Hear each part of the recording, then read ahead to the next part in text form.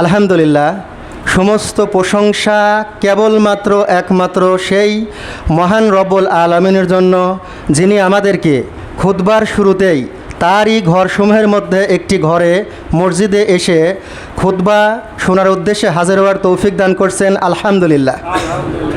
কারণ আল্লাহ যদি তৌফিক দান না করতেন আমরা খুতবার শুরুতে আসতে পারতাম না। আল্লাহ সুবহানাহু ওয়া তাআলা যদি আমাদের কাজের মধ্যে ব্যস্ত রাখতেন তাহলে হয়তো আজকের জুমাটাও আমাদের আল্লাহর খাতায় লেখা হতো না। এই জন্য আমরা যারা খুতবার শুরুতেই আসতে পারছি আলহামদুলিল্লাহ, যে আজকে আমাদের জুমাটা আল্লাহর খাতায় লেখা হবে, কারণ আমরা খুতবার শুরুতেই আসতে পারছি আলহামদুলিল্লাহ। আমি আপনাদের জন্য দোয়া করি আল্লাহ যেন আপনাদেরকে কবুল করেন, আমাকেও কবুল করেন, এবং যারা গড়িমসি করে আসতে পারে না এবং শয়তানের প্ররোচনা হোক এবং আল্লাহর রহমত থেকে বঞ্চিত যারা, আল্লাহ তাদেরকে রহমত দান করুক। তারাও যেন আমাদের ভাইরা যারা আসতে পারতেছে না আগে তারা যেন প্রথম ধাপেই আসতে পারে। আল্লাহুম্মা আমিন। সেই সাথে আমরা দরুদ পেশ করি আমাদের প্রাণের থেকেও প্রিয়, পৃথিবীতে সবচাইতে আপনজন যে, এমনকি নিজের জানের থেকেও প্রিয় সেই রাসূলের প্রতি আমরা দরুদ পেশ করি। আল্লাহুম্মা সাল্লি আলাইহি আল্লাহুম্মা বারিক আলাইহি, যিনি আমাদেরকে শিখিয়েছেন কিভাবে আল্লাহর প্রশংসা করতে হয়, না হলে আমরা আল্লাহর প্রশংসা সঠিকভাবে করতে পারতাম না। যিনি আমাদেরকে শিখিয়েছেন কিভাবে আল্লাহর কাছে দোয়া করতে হয়, না হলে আমরা আল্লাহর কাছে দোয়া সঠিকভাবে করতে পারতাম না। তিনি আমাদেরকে জান্নাত জাহান্নাম পরকাল প্রত্যেকটি বিষয় খুলে খুলে বর্ণনা করেছেন, যাতে আমরা সঠিকভাবে উপলব্ধি করতে পারি এবং আল্লাহর সন্তুষ্টি অর্জন করতে পারি। আজ জুমাবার 1448 হিজরির মুহররম মাসের 10 তারিখ। আজকের দিনটা খুব গুরুত্বপূর্ণ, আপনারা বেশিরভাগই জানেন। এবং এই দিনটা ইহুদি খ্রিস্টান মুসলিম শিয়া প্রত্যেকেই এই দিনটাকে খুব মান্য করে, যার যার মতো করে যার যার ধর্মীয় অনুসারে তারা মান্য করে। আমরা যেটা মান্য করি সেটা হচ্ছে আল্লাহ এবং তার রাসূল যেভাবে আমাদেরকে শিখিয়েছেন সেইভাবে, সেটা হচ্ছে সিয়ামের মাধ্যমে এই দিনটাকে গুরুত্ব দেওয়া। এই জন্য আল্লাহ যাদেরকে তৌফিক দান করছেন আজকের দিনে সিয়াম রাখার, আশুরার, আমি দোয়া করি আমি সহ আরও যারা সিয়াম পালন করতেছে আমাদের এই সিয়ামটা যেন আল্লাহ কবুল করেন, আমিন। আর যেই ভাই বোনেরা হয়তো কোনো ওজরের কারণে সিয়াম রাখতে পারেন নাই, আল্লাহ যেন তাদেরকেও সওয়াব থেকে বঞ্চিত না করেন, তাদের নিয়তের কারণে যেন আল্লাহ তাদেরকে পুরস্কৃত করেন, আমিন।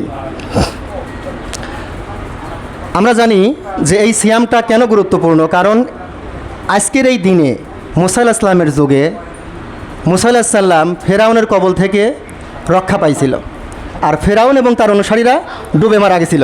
এটার শুকরিয়া স্বরূপই পরবর্তী যুগে ইহুদি খ্রিস্টানরা সিয়াম পালন করে এবং রাসূল সাল্লাল্লাহু আলাইহি ওয়াসাল্লামও এই বিষয়ে সিয়াম পালন করতেন। এজন্য আমরাও তারই ধারাবাহিকতা এই সিয়াম পালন করি। এর বেশি কিছু আমরা করতে পারবো না। আমাদের সমাজে দেখা যায় খিচুড়ি রান্না হয়, অনেক আতশবাজি ফোটানো হয়, আজকে সুজানগরে মিছিল হয়েছে শিয়াদের পক্ষ থেকে, এইগুলো হয়। তারা আসলে মুসা আলাইহিস সালামের ওই কাহিনীকে কেন্দ্র করে এইগুলো করে নাই, তারা আসলে হাসান হোসেনের বিষয়টা কেন্দ্র করে করছে। এই জন্য আমরা যেন রাসূল সাল্লাম যে পথ দেখায় সেই পথ ডাইভার্টে অন্যদিকে না যাই। আজকে খুতবার বিষয় যে বিষয়ে আলোচনা করার নিয়ত করছি আমি ইনশাআল্লাহ তাআলা, সেটা হচ্ছে রহমানের বান্দাদের গুণাবলী। আমাদের এই মসজিদে যারা নিয়মিত খুতবা প্রদান করেন, বিশেষ করে আপনারা শুনছেন যে আমাদের খতিব শামীম ভাই উনি একটা বিষয়ের উপর নিয়মিত খুতবা দিচ্ছেন, মানে প্রতি মাসে একটা করে খুতবা পর্ব আকারে। সেটা হচ্ছে রাসূল সাল্লামের আদব ও শিষ্টাচার। উনি যেই সিরিয়ালটা ধরছেন সেটা হচ্ছে একজন স্বামী হিসাবে রাসূল সাল্লাম কেমন ছিলেন। আমিও সেই ধারাবাহিকতায় চেষ্টা করব প্রত্যেক জুমাতেই পর্ব আকারে একটা কথা বলার জন্য। সেটা হচ্ছে আমার বিষয় থাকবে রহমানের বান্দাদের গুণাবলী। রহমানের বান্দাদের মোট 13টা গুণ আছে, এই 13টা গুণ বর্ণনা করতে এই বছর চলে যাবে। আমরা চেষ্টা করব প্রত্যেক সপ্তাহেই এই জমার খুতবা এই গুণগুলো শোনার জন্য আমরা অবশ্যই আসার চেষ্টা করব। আর আমাদের অন্যান্য যারা খতিব থাকবে তারাও এখন থেকে পর্ব আকারেই কথা বলবে। অল্প যেহেতু আমাদের জমার খুতবা আমরা সংক্ষিপ্ত করে ফেলছি 15 থেকে 30 মিনিট, এই জন্য পর্ব আকারে কথা হবে, বাড়তি কোনো কথা হবে না। প্রত্যেক জমাতেই পর্ব আকারেই কথা হবে। আপনারা অবশ্যই মনোযোগ দিয়ে শোনার চেষ্টা করবেন। তা রহমানের বান্দাদের আল্লাহ সুবহানাহু ওয়া তাআলা যে গুণগুলো বর্ণনা করছেন সেটা কেউ কেউ বলেন 12টা, কেউ 13টা, তা আমি 13টা হিসাবেই ধরলাম। এই গুণগুলো পাবেন আপনারা সূরা ফুরকান সূরা নম্বর 25 আয়াত নম্বর 63 থেকে 75-এর মধ্যে। এইটার মধ্যে আপনারা এই গুণগুলো পাবেন। প্রত্যেকেই আমরা চেষ্টা করব এইটা বারে বারে পড়ার, অধ্যয়ন করার, গুণগুলো অর্জন করার। কারণ আমি আপনি যদি রহমানের বান্দা হতে পারি তাহলে জান্নাত নিশ্চিত। আমরা কি রহমানের বান্দা হতে চাই না? হ্যাঁ, চাই। আমরা সবাই আল্লাহর বান্দা, কিন্তু সব আল্লাহর বান্দা জান্নাতে যাবে না। যেমন একজন পিতা মাতার সন্তান যখন হয় 3-4টা, সবাই কিন্তু ভালো হয় না। তার মানে এই না যে সন্তানটা খারাপ হয়েছে সে ওই পিতা মাতার সন্তান না।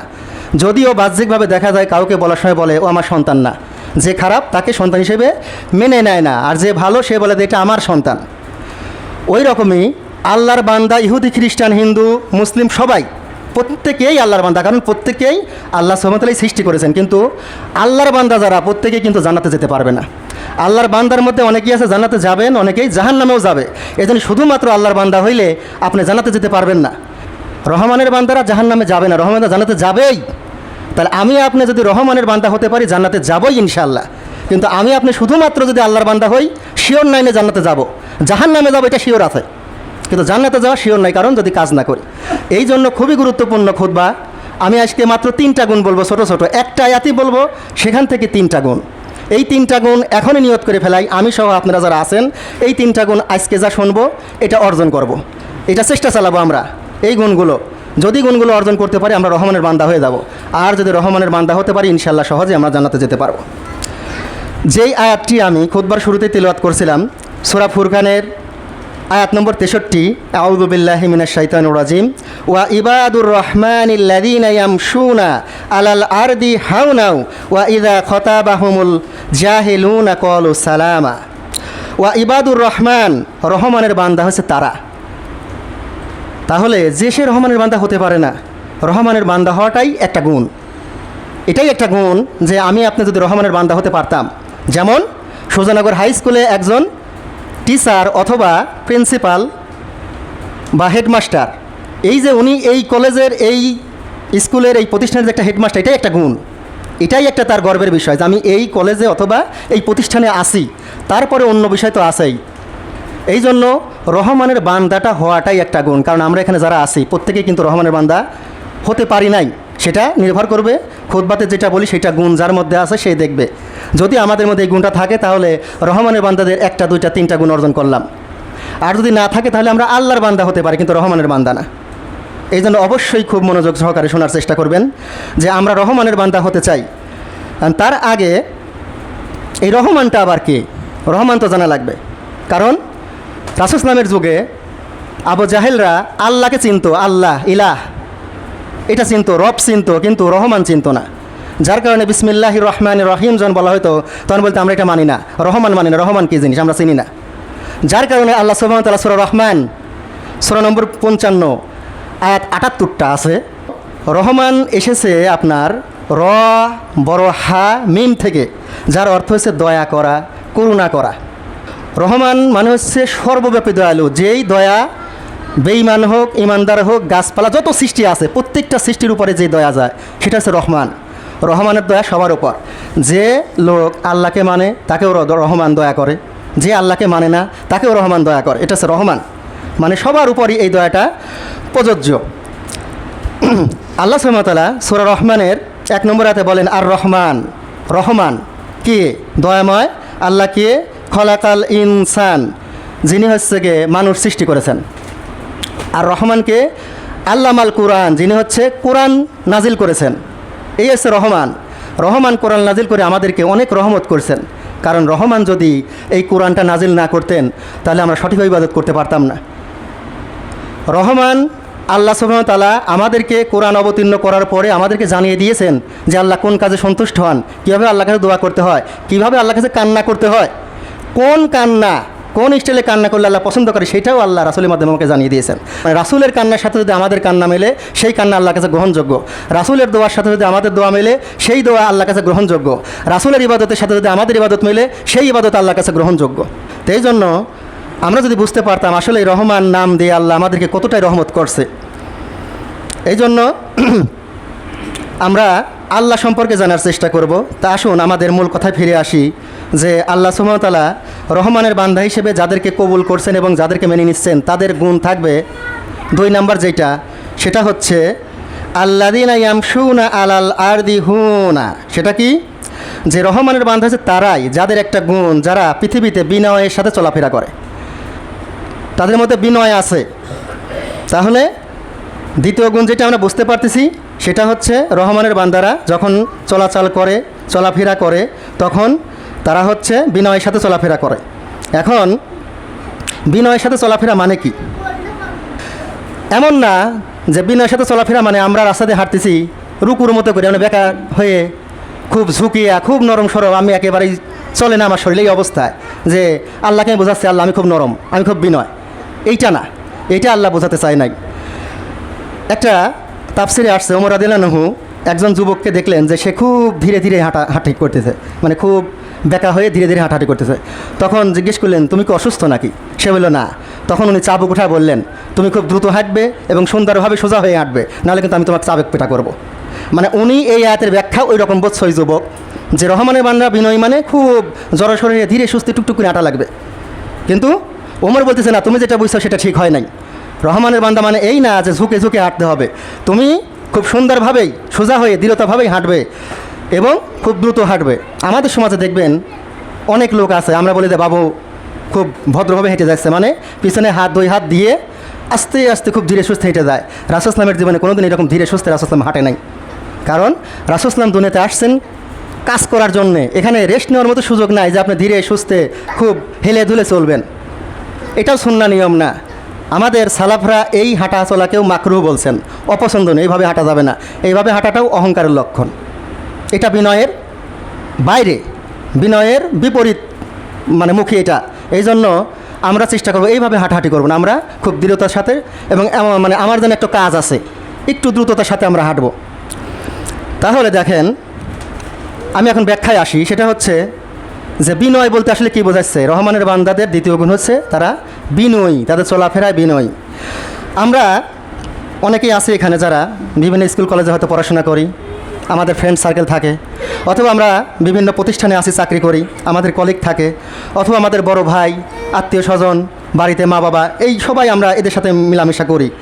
তো এখন অথবা আমরা অমুসলিমদের সাথে এই মেলামেশা করতে গিয়ে তাদের সাথে যখন কথা বলতেছি, আমরা তাদের সাথে আচার আচরণ করি, সেই ক্ষেত্রে আমি তাদের সাথে কেমন কথা বলতেছি, তাদের সাথে আমার আচরণটা কেমন হচ্ছে, তাদের সাথে কথা বলার সময় মুভমেন্ট কেমন, এই বিষয়গুলো হচ্ছে বিনয়ের ভাব। মানে আপনি একজনের সাথে কথা বলতেছি কিন্তু তার দিকে মুখ ফিরে না, তার দিকে আমার গুরুত্ব নাই, আমি অন্যদিকে তাকিয়ে কথা বলতে, মানে আমি তাকে গুরুত্ব দিচ্ছি না, কথা বলতে বাধ্য হচ্ছে তাই কথা বলতেছি। যেমন একজন আপনাকে সালাম দিল কিন্তু আপনি তার সালাম পছন্দ করেন না, আপনি চান না যে সে সালাম দিক, আপনি চান না যে তার সোয়াব হোক, আপনি চান না যে আল্লাহর কাছে সে একটু সোয়াব পাক বা ভালো হোক। এইটা মানে উপরে বলেন না, কিন্তু ভিতরে ভিতরে আপনার এরকম বিদেশ আছে। তখন সালাম দিচ্ছে, আপনি সালামের উত্তর দিচ্ছেন, কারণ সালাম তো দেওয়া সুন্নাহ, কিন্তু উত্তর দেওয়া তো ওয়াজিব, মানে গুরুত্বপূর্ণ। তো এইটার জন্য তো আপনি ধরা খাবেন, উত্তর দিতেই হবে। আপনি এমনভাবে উত্তর দিলেন ও বেচারা ঠিকই পেলেন না যে উত্তর দিচ্ছেন। আর কোনো সময় যদি সে এসে জিজ্ঞেস করে, ভাই আপনাকে সালাম দিয়েছিলাম, উত্তর তো দিছি, মানে তার কথা এমন যে আল্লাহকে যাতে বলতে পারে আল্লাহ আমি তো উত্তর দিচ্ছি, ও শুনে নেই, তো আমার কি? আমি চাই না যে ওয়ালাইকুম আসসালাম তোমার উপর শান্তি বসে থাক, আমি এটা চাচ্ছি না তোমার উপর শান্তি বসে হোক, কিন্তু উত্তর দিতে বাধ্যতামূলক যেহেতু আমি উত্তর দিচ্ছি, এবং একটু গোপনে গোপনে উত্তর ওটাতে বুঝতে না পারে, তার মানে ওর প্রতি আমার একটা বিদ্বেষ ভাব, হিংসা ভাব, আমি চাই না যে ওর সালামের উত্তর দেবো অথবা ওকে সালাম দেবো। এইটা বিনয়ের পরিপন্থী কাজ। মানে আপনি তাকে মুখে হয়তো কিছু বললেন না, কিন্তু আপনার ভিতরে বিদ্বেষ পোষণ করতেছেন, এইটা বিনয়ের অভাব। তারপরে অনেক সময় দেখা যায় যে অনেকেই আছে যে কথা দিতে কিছু বলে না, কিন্তু এমনও হয় যে চোখ দিয়ে তাকায় যেন মেরে ফেলবে, এমন হয় না? অনেকেই আছে। আচ্ছা, কোরআনে এই কথাটা আল্লাহ তুলে ধরছে, যেমন আল্লাহ সুবহানাহু ওয়া তাআলা বলেন সূরা আল কলম আয়াত নম্বর 51, আল্লাহ বলেন নিশ্চয়ই কাফেররা যখন কোরআন শোনে তখন তারা এমন দৃষ্টি তোমার দিকে তাকায় যেন তারা দৃষ্টি দ্বারা তোমাকে মাটিতে ফেলে দেবে। তুমি যখন কোরআন পাঠ করো তোমার দিকে তারা এমনভাবে তাকায় মনে হচ্ছে তারা এই চোখ দিয়েই তোমাকে মাটিতে ফেলে দেবে, চোখ দিয়ে আছাড় দেবে। যেমন দেখেন, আরেকটা উদাহরণ দিলে বুঝতে পারবেন যে অনেক সময় পিতামাতা আপনার সাথে কথা বলতেছে, হয়তো বা আপনার পছন্দ হচ্ছে না কথা, তাদের কথাবার্তাগুলা আপনার বিরুদ্ধে যাচ্ছে, এই সময় আপনি শুধু শুনেই যাচ্ছেন, কিছু বলতেছেন না।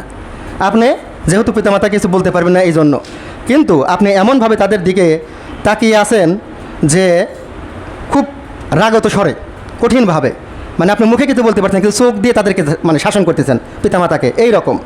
তখন দেখা যাচ্ছে হয়তো পিতামাতা বলতে তুমি আমার দিকে এমন করে তাকিয়ে আছো কেন? কই আমি তো কিছু বলতেছি না, কিছু বলি নাই। কিন্তু আপনি কিছু বলেন নাই, আবার উপহার পাওয়ার মতো তেমন কোনো ভালো কাজও করেন নাই। মানে আমি আপনি পিতামাতা কিছু না বললেও কিন্তু চোখের ভাষায় তাদেরকে শাসাচ্ছি, চোখের ভাষায় তাদের প্রতি আমরা বিনিময়ে না, চোখের ভাষায় বিরক্তিভাব প্রকাশ করতেছি।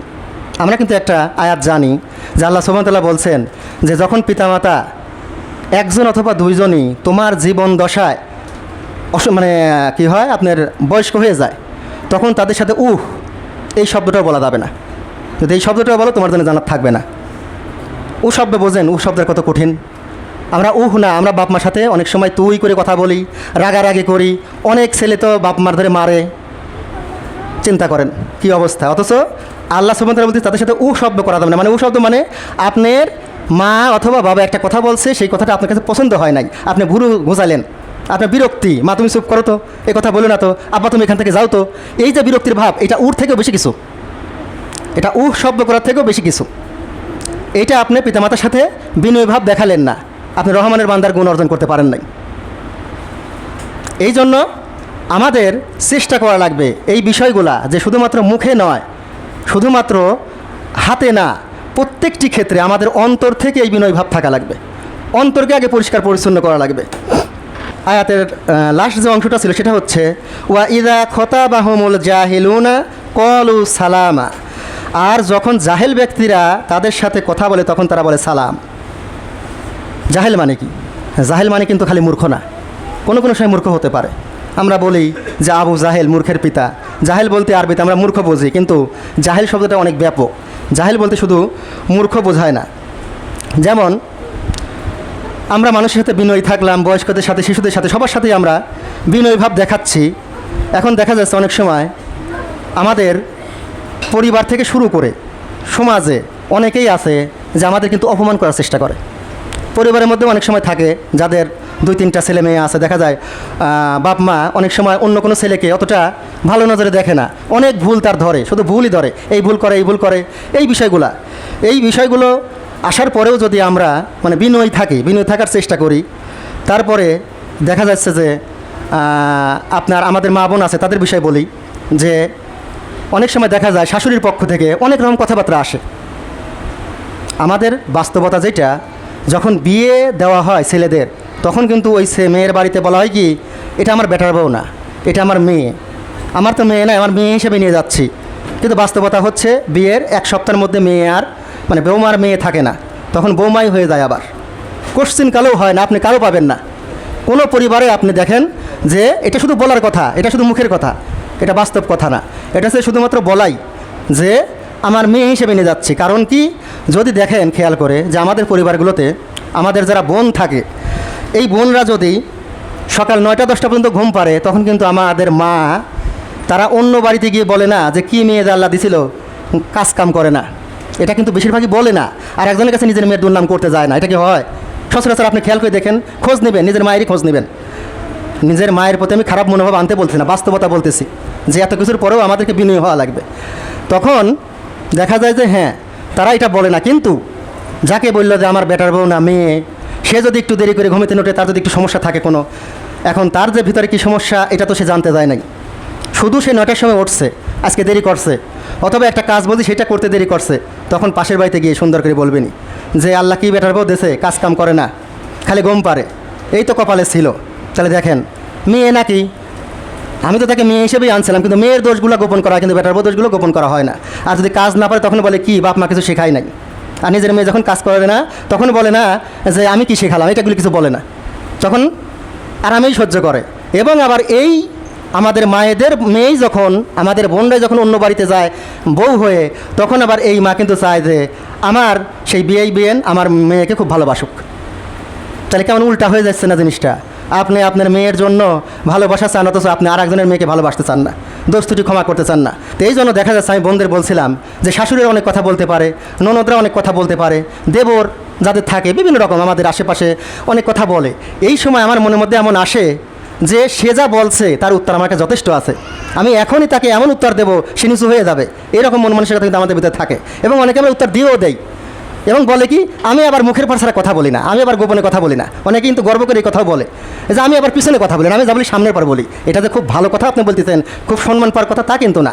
সামনের পর বলা যে খুব সম্মানের তা না, কারণ বলা হয়েছে যারা পিছনে নিন্দা করে সামনে নিন্দা করে উভয়ই ধ্বংস। তো এই জন্য কথা বলার মধ্যে বিনয় আনতে হবে। তো এখন দেখা যাচ্ছে যে আমরা অনেকেই আছি যে সামনাসামনিই বলে দেই, শাশুড়ি কিছু বললেই তার কথার পৃষ্ঠে কথা বলি, ননদ কিছু বললেই কথার পৃষ্ঠে কথা বললেই, ভাবি কিছু বললেই তার কথার পৃষ্ঠে কথা বলে দেই, মানে আমি জিতে গেলাম, আমি যাতে নিচু না হই। অথচ এখানে রহমানের বান্দাদের যে গুণ সেটা হচ্ছে গিয়ে আমাদেরকে বিনয় হওয়া লাগবে। যখন এই সমস্যা আসবে তখন আপনার মনকে বোঝা লাগবে, ও আমি তো রহমানের বান্দা হতে চাচ্ছি, কারণ আল্লাহ আমাকে পরীক্ষা করতেছে। তুমি খুতবা শুনে আইসাও, আমি তোমাকে এই পরিস্থিতিতে ফেলবো।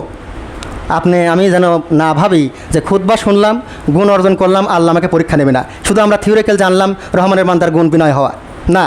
যখনই আপনি নিয়ত করবেন যে আমি বিনয়ী হব, তখন থেকেই পরীক্ষা শুরু। তখনই আপনার সামনে এমন পরীক্ষা আল্লাহ দিয়ে দেবে, আপনাকে এই গুণ অর্জন করা খুবই কষ্টসাধ্য হয়ে যাবে। আল্লাহ আপনাকে কষ্ট দেওয়ার জন্যই এই পরীক্ষায় ফেলাই নাই। আল্লাহ চাচ্ছিল, হে বান্দা তুমি রহমানের গুণ অর্জন করতে চাও, আমি তো চাচ্ছি তাই যে তুমি এই পরীক্ষাটা পাশ করো, তাহলে আমি তোমাকে রহমানের বান্দার মধ্যে নিয়ে আসবো। তাই এই জন্য আমাদের বোনদের কী করতে হবে, অবশ্যই ওই মুহূর্তে আমাকে কন্ট্রোল করা শেখা লাগবে। এই গুণটা অর্জন করা আমাদের শিখতে হবে যে যাই বলুক, কারণ আমি এখন রহমানের বান্দি হতে চাই, যার কারণে আমি এখন উত্তর দেব না। আমি উত্তর দিতে পারতাম, আমি উত্তর দিলে আমার ওই শাশুড়ি আমার থেকে ভালো কথা বলতে পারে না। আমি যেভাবে আমার মুখ চালাতে পারি, আমার এই বংশে কেউ পারে না, এটা আমি খুব পারি। আমার যে বন্ধু আমার সাথে এখন ঝগড়া লাগাইছে, আমি একদিন এই ভাইয়ের সাথে কথা বলতে যাচ্ছিলাম একটা বিষয় নিয়ে, কোন হাদিসের, সে আমার সাথে যে তর্ক লাগালো, আমার যে জ্ঞান আছে আমি ইচ্ছা করলে ওকে এখন কাট করে ফেলতে পারি। আমার ভিতরে সেই কথাগুলো শয়তান নিয়ে আসছেও যে আমি তাকে এখন কাট করে ফেলবো যাতে সে আমার উপরে কথাই বলতে না পারে, কিন্তু না, ওই মুহূর্তে আমি আমি থেমে গেছি, কারণ আমি রহমানের বান্দার গুণ অর্জন করতে চাচ্ছি। কারণ আমি এখন বিনয়ী হব। ও আমাকে যতই রাগানোর চেষ্টা করুক, আমার শ্বশুর শাশুড়ি যতই রাগানোর চেষ্টা করুক, আমার ননদ যতই আমার পাশে থাক, কারণ আমার দরকার আল্লাহকে খুশি করা। আমার তো দুনিয়া প্রয়োজন নাই, আমার দুনিয়া তো সামান্য মাত্র। কেউ হয়তো 10 বছর পায়, কেউ 1 দিন পায়, কেউ 70 বছর পায়, এরকম। আমি আপনি কয়দিন পাবো আমরা জানি না। এই জন্য প্রত্যেকটা দিনই আমাদের যেন মরার দিন, প্রত্যেকটা দিনই যেন আমাদের জান্নাত আর জাহান্নাম পাওয়ার দিন। এইটা হিসেব করে আমাদেরকে আমাদের আত্মীয় স্বজন বন্ধু যাদের সাথে মিশি তাদের সাথে আমাদের ব্যবহার করতে হবে। না হলে আমি আপনি এই গুণ অর্জন করতে পারবো না। আপনি যদি বলেন যে শুধুমাত্র আজকের জন্য না একটু গালি দেই, কালকের থেকে রহমানের বান্দা হয়ে যাবে, শুধুমাত্র আজকের জন্য, আপনার জীবনে কালকে আর কোনো দিনও আসবে না। কিয়ামত চলে আসবে কিন্তু আপনার জীবনে কালকে কোনো দিন আসবে না। যেমন যারা বেনামাজি, যারা বলে কালকের থেকে ভালো হয়ে যাব, ইনশাআল্লাহ কালকের থেকে ফজর দিয়ে শুরু করব, তার জীবনে ফজর আর কোনো দিন আসে না। সে যদি ফজর দিয়ে শুরু করতে না চাইতো যে এই ওক্ত আছে সেই ওক্ত দিয়ে শুরু করবো, তাহলে আল্লাহ তৌফিক দান করতো। কিন্তু যেহেতু নিয়ত করে ফেলছে ফজর দিয়ে শুরু করবো, আল্লাহ তার জীবনে আর ফজর আনে না। এই জন্য আমাদের চেষ্টা করবে এখন থেকেই পরিবর্তন, যে আজকে আমি সম্মুখীন হয়েছি, আমার বন্ধু, আমার ভাই, বড় ভাই, আমার ছোট ভাই, আমার কোনো কলিগ, আমার শ্বশুর শাশুড়ি, এই যে বিষয়গুলো আমার সামনে আসলে আমি তো খুতবা শুনছি, আজকে থেকে শুরু না, আমি আজকে থেকে আর ঝগড়া করলাম না। তারপরেও বলবে কিরে প্রতিদিন তো খুব কথা বলিস, আজকে বলতেছি না, আমি চুপ, আমি ভালো হতে চাচ্ছি, আমি রহমানের বান্দা, তুমি আমাকে যেভাবেই করো, তাহলে কী করা লাগবে, ওখান থেকে সরে পড়তে হবে। আপনারা জানেন রাসূল সাল্লাল্লাহু একটা গুণ ছিল, রাসূল সাল্লাল্লাহু স্ত্রীরা পৃথিবীর সর্বশ্রেষ্ঠ নারী হওয়ার পরেও এটা হচ্ছে বাস্তবতা, সংসার জীবনে একটু ঝামেলা, মানে কথা কাটাকাটি হবে, এটাও একটা সুন্দর, যেটা খারাপ কিছু না। যদি যেই সংসারে স্বামী স্ত্রীর মধ্যে একটু মোলামানি নয়, ওটার মধ্যে কোনো মজাই নাই। যদি অভিমানী না থাকে তাহলে ভালোবাসা কোত্থেকে আসবে? এইটাও একটা গুরুত্বপূর্ণ, যেটা আমাদের রাসূল সাল্লাল্লাহু থেকে শিখি, যে তার স্ত্রীরাও তার সাথে কথা কাটাকাটি করছে। আর রাসূল সাল্লাল্লাহু কী করছে, আমাদের মতো পাশ করতে চাই নাই, যে বউ আমার উপরে কথা বলে, মানে বিভিন্নভাবে বলে তাকে কাদায়, আমি বাড়ি থেকে বের হলাম, মোটামুটি 15 দিন যাবত আমার সাথে আর কথা বলে না, খাওয়ার দাওয়া ভালোভাবে আসে না, গ্লাসটাও ভালো করে ধুয়ে পানি দেয় না, এই অবস্থা আমাদের হয়। রাসূল সাল্লাল্লাহু স্ত্রী যখন কথা কাটাকাটি করতে, উনি বের হয়ে বাইরে চলে যেতেন, যে ওরা ঠান্ডা হোক, একটু ওদের মন মানসিকতা ভালো হোক, তারপর ফিরে আসবো।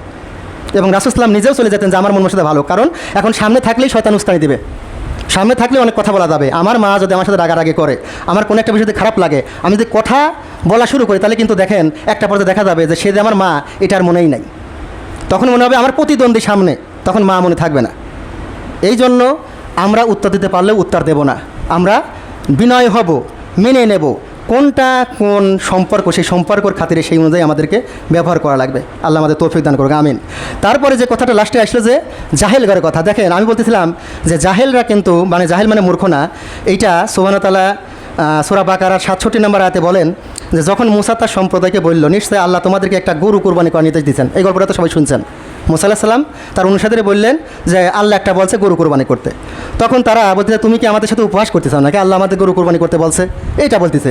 তো এই যে কথা বললো, চিন্তা করেন, একটা নবী যে কিনা খুব গুরুত্বপূর্ণ একটা রাসূল, 5 জন রাসূলের মধ্যে যে কিনা একজন আছে, সেই রাসূল যার সাথে আল্লাহ সুবহানাহু ওয়া তাআলা কথা বলছেন, যাকে কালিমুল্লাহ বলা হয়, সেই রাসূলকে তারা বলতেছে আপনি আমাদের সাথে ঠাট্টা করেন নাকি, আল্লাহ তাই কথা বলতে পারে আমাদের গরু কোরবানি করার কথা। তখন মুসা আলাইহিস সালামের কিরম রাগ হতে পারে আপনারা জানেন। মুসা আলাইহিস সালাম কিন্তু অন্যরকম লোক ছিল, রেগে যেত এবং তার খুব শক্তি ছিল। আপনারা জানেন ফেরাউনের এক লোককে সে কিন্তু এক ঘুষি দিয়ে মেরে ফেলছে, এমন পাওয়ারফুল ছিল উনি। এবং অনেক বিষয়েই তিনি আল্লাহর কাছে বিভিন্ন প্রশ্ন করতেন, বেশি বেশি প্রশ্ন করতেন। তো এই মুসা আলাইহিস সালামকে যখন বলতেছে, তখন উনি নিজেকে কন্ট্রোল করার জন্যে তখন আল্লাহর কাছে দোয়া করতেছে, আমি আল্লাহর কাছে আশ্রয় চাই যাতে আমি মূর্খদের অন্তর্ভুক্ত না হই, জাহেলদের অন্তর্ভুক্ত না হয়। তাহলে মানে জাহেল মানে কি? জাহেল মানে মূর্খ না। জাহেল এখানে মুসা আলাইহিস সালাম তো মূর্খ না, মুসা আলাইহিস সালাম তো সবচেয়ে জ্ঞানী সেই সময়। তাহলে উনি বলতে চাচ্ছেন আমি ওই রকম লোকগুলোর মধ্যে যাতে না হয় যারা নিজেকে কন্ট্রোল করতে পারে না। এই যে তোমরা আমার সাথে এমন ব্যবহার করতে চাও, আমি ইচ্ছা করে তোমাদের মেনে নিতে পারতাম, ইচ্ছা করলে আমি আল্লাহর কাছে দোয়া করে তোমাদেরকে ধ্বংস করে দিতে পারতাম, আমার এত রাগ হয়ে যাচ্ছে, কিন্তু না, আমি ওটা চাই না। আমার মধ্যে ওই গুণটা থাকার দরকার আল্লাহ, আমি ওই জাহেলদের অন্তর্ভুক্ত হতে চাই না। আমার সেই কন্ট্রোল করার গুণ দেন যাতে আমি এদের কথাগুলো মেনে নিতে পারি, এরা যাই বলুক আমি যাতে সব মেনে নেই, এইটা। তাহলে জাহেল বলতে মূর্খ না, মানে আপনি আমার সাথে যেই তর্ক করবে, এতক্ষণ যে কথা বলতেছিলাম যে মেয়েদের ক্ষেত্রে সুস্বার্থ হতে পারে, আমাদের ক্ষেত্রে বন্ধুবান্ধব হতে পারে, দিনী ভাই হতে পারে, কলিগ হতে পারে, এরা সবাই জাহেলের মধ্যে পড়তে পারে। মানে জাহেল মানে আমি একটা জিনিস বোঝাতে চাই সে বোঝে না, আমি তাকে সুন্দর করেই বোঝাচ্ছি সে বোঝে না, সে অবুঝের মতোই আমার সাথে তর্ক করবে, অবুঝের মতোই আমাকে কেন জানি আমার পায়ে পা দিয়ে ঝগড়া করবে।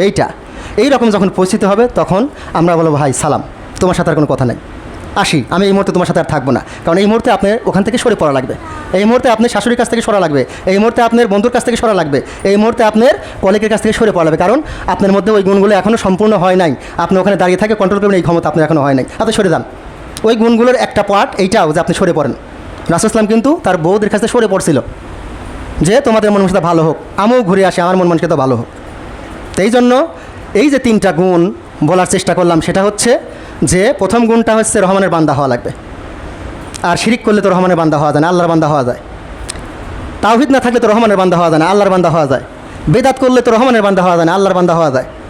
এবং সুন্নত না থাকলে তো আল্লাহ রহমানের বান্দা হওয়া যায় না, আল্লাহর বান্দা হওয়া যায়। এই জন্য আমরা তাওহীদপন্থী হব, সুন্নাহপন্থী হব, বেদাত ছাড়ব, শিরিক ছাড়ব, যাতে রহমানের বান্দা হতে পারি এবং এই গুণগুলো অর্জন করবো যাতে রহমানের বান্দা হতে পারি। 2 নাম্বার যে গুণটা আমাদের অবশ্যই আজকে থেকে অর্জন করা লাগবে, আমাদের বিনয়ী হওয়া লাগবে। কথাবার্তায়, চলাফেরায়, আচরণে, ভুরু কুঁচকানো, মনের মধ্যে বিরক্তি, এই প্রত্যেকটি বিষয় বিনয় হওয়া লাগবে। যদি এই প্রত্যেকটি বিষয় বিনয় হতে পারেন ভিতর থেকে এবং সামনে থেকে, তাহলে আপনি রহমানের বান্দার 2য় গুণ অর্জন করতে পারছেন। আর 3 নাম্বার কি, যখনই জাহেল বলতে আমরা যারাই আমাদের সাথে তর্ক করবে, যারাই পার পা দিয়ে তর্ক করবে অথবা আমাদের বিরুদ্ধে কথা বলবে, তাদের সাথে আমরা সেপারেট হয়ে যাব। সালাম, এখানে সালাম বলতে আসসালামু আলাইকুম না, সালাম বলতে শান্তি চাই, তুমি থাকো তোমার মতো, আমার মতো আমি চললাম। আল্লাহ আমাদের বোঝার তৌফিক দান করুক, আল্লাহুম্মা আমিন।